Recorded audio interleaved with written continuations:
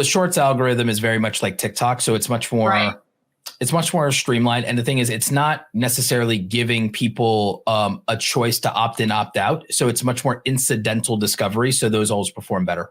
Okay. So how do we do more of those? Yeah. And then it also depends on our guests. Like, for example, we had Michael Schellenberger and Ryan Grimm on recently talking about what does the future of energy look like in this country if we're going to get away from coal and natural gas, and the talking point about nuclear, which is a very hot button issue right now. Yep. So that video and that clip ended up getting, I think, like 1,700 views or something like that. And as a result, you'll notice 30, 40, 50 new subscribers. Like, we've done a decent job of getting, a decent amount just coming on. This isn't like, the pre-Ad-Pocolyse days where you get a day where you can get 1,000 to 2,000 subscribers in a day and really change that. So, there are channels that are coming up in news and in commentary that are getting those numbers even post Ad-Pocolyse. For those of the viewers who may not be familiar, there was something in 2017 that we refer to as the Ad-Pocolyse. It was a mass advertiser boycott due to controversy on the platform. And then there have been 4 generations of advertiser boycotts and withdrawals, but largely they became a corporate leveraging point through pearl clutching to try to strong arm concessions out of YouTube. And it ended up limiting some things for creators. It was very unfortunate. So when we say Ad-Pocolyse, just to keep everybody on the same page, that's what we're referring to. So there's a lot of corporate strong arming involved in that under the guise of benevolent pearl clutching of, think of the children, as per usual. What I will tell you is this.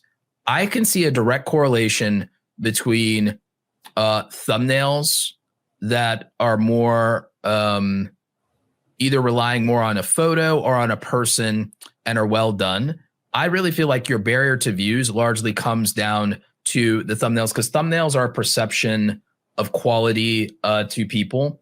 And it's just something that's very difficult for people to get past in terms of the thumbnails.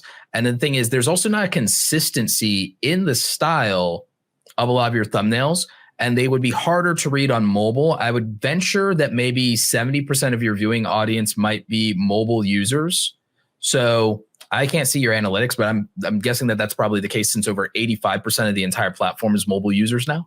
But I would say probably like 60, 70% of your users are probably mobile, which means that every thumbnail you do needs to, like, a face probably needs to take up half of the thumbnail. You need to make sure text never hits the timestamp in the bottom right corner. And I would say that, someone else who's doing really good. Are you guys familiar? You probably are with David Pakman. Yeah, we are. Sure. Yeah. All right. So what he's got going over there, along with there's another recent one. He grew more during the pandemic. He does very hard hitting stuff. I'm spacing on his name now because I've really turned off a lot of anything political, but I'm spacing on his name. I want to say is his name Brandon something? He's this guy. He has a podcast, and his stuff is very clean, very aesthetically clean. But I think that a lot of what David Pakman is doing makes a lot of sense. But the other thing is, with David Pakman, his thumbnails are very strong. They're very strong if you look at his thumbnails, and they do draw you in, and they feel like, okay, if I watch the video behind this thumbnail, it's going to feel like a high quality video. So I think that when you really get and nail those thumbnails, and when you have maybe like a color or something that makes it easy to recognize your thumbnails, at least a color. I don't think you need a logo. I don't think logos. Yeah. Go with the purple then, but not maybe a logo at all in the thumbnail, just because then the color, at least, because the good news with your purple is it works on dark and light backgrounds. So that's good news. We don't have logos on our I don't put logo on our thumbnail. No, I'm saying good. I'm just also, it's a note to the audience too of hey, you don't need to put logos on your thumbnails, y'all. Yeah. But mobile viewers, put everything into the idea that, okay, people are on their phone all the time now. Everyone's addicted to their phone, unfortunately. I know. So and YouTube also changed the app recently to make thumbnails on the phone even bigger. So prioritize the thumbnails, use as little text as possible when necessary, and really prioritize. I would say if there's any way in most of your YouTube thumbnails to work in the cast of the current political theater.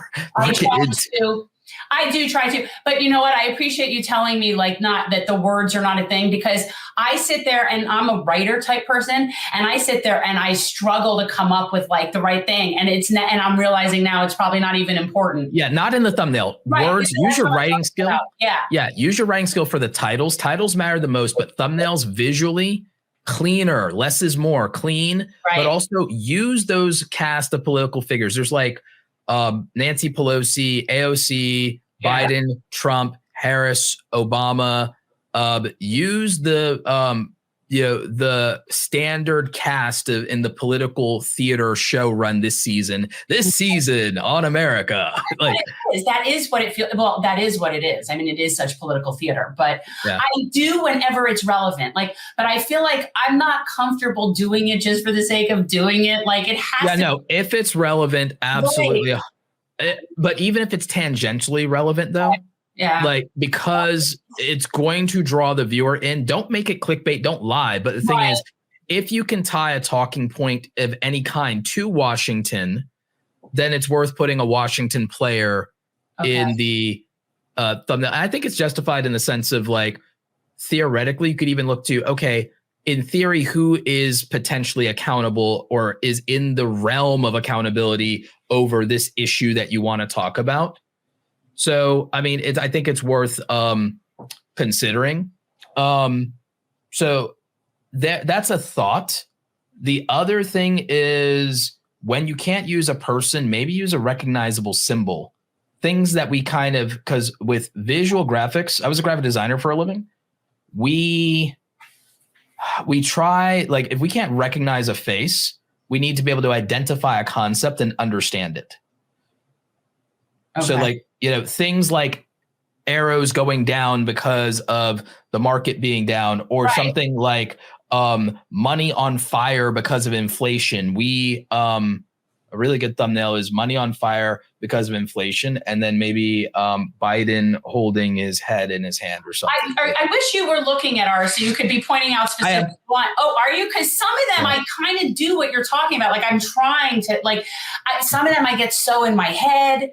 And it's and then it's just me. And I also have like a very kind of like, I don't know, my son calls me like a thesaurus. So like for me, I get in, I'm not very pedestrian.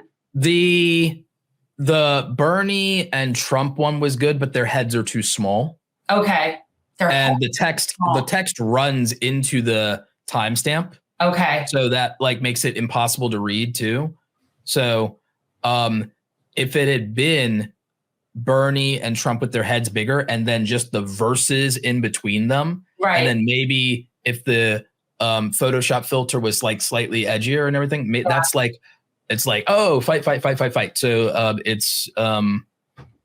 that becomes a little bit better. But again, it's a hard thing to do for most people. Yeah. Like most people aren't Photoshop people, right? So like that's a hard skill. Some people don't even have Photoshop. There are alternatives that are free. Like there's a thing called photop.com, not sponsored, not affiliated. It's totally free. It's a browser-based thing. And it's photop spelled like photo, but then P like peas in a pod, PEA.com. And anybody can use this for free. And they get basically Photoshop-like capabilities. They get kind of like a bootleg Photoshop in a browser. So they don't even have to download anything. There are some annoying ads, but like you get to use free Photoshop. Then that lets you up your graphics. Canva. Like that's Canva's good, but you don't get to do as much of the like photo retouching. Canva's good for assembling and graphic design and text and layout, but you don't get to do like the photo retouching and like, really sharpen up things like just the eyes or something like that, or just the face. And like, that's just so above anything I feel like I'm qualified to do. Now we're talking like Adobe level stuff, which is not, it's really about like, I'm just like, our whole thing is just, it's us. This is it. I did everything. Actually, I still do most of it. I do everything myself except for my coaching business, which I hired family that helps me. And I have another full-time remote employee that helps me. And I hire freelancers. But the thing is, I did everything. And most YouTubers actually, even people at 100K, I literally still do everything by myself. That being said, though, I think that, and this is a good tip for the audience, it's like you can increase your skill. Don't be intimidated. You can increase your skill in something in as little as 30 minutes a day if you do it enough days in a row. And you also are tying that skill to something you really enjoy, a mission that you're passionate about. You improve little by little, piece by piece, inch by inch, because you didn't know how to use a camera, I'm sure, when you first got started, or how to use quality podcast mics. You guys have great podcast mics. Like, these are things that you learned. StreamYard, learning how to do that. It wasn't that complicated, but you started out knowing nothing about it. You can improve. And I'm not that far. Like, we rely on like help from people, and I'm like the oldest person in this whole affiliated group of people. Oh, wow. So yeah, like when you're telling me, I remember those things. I remember not having a computer. I remember not having a cell phone. Like, I remember that.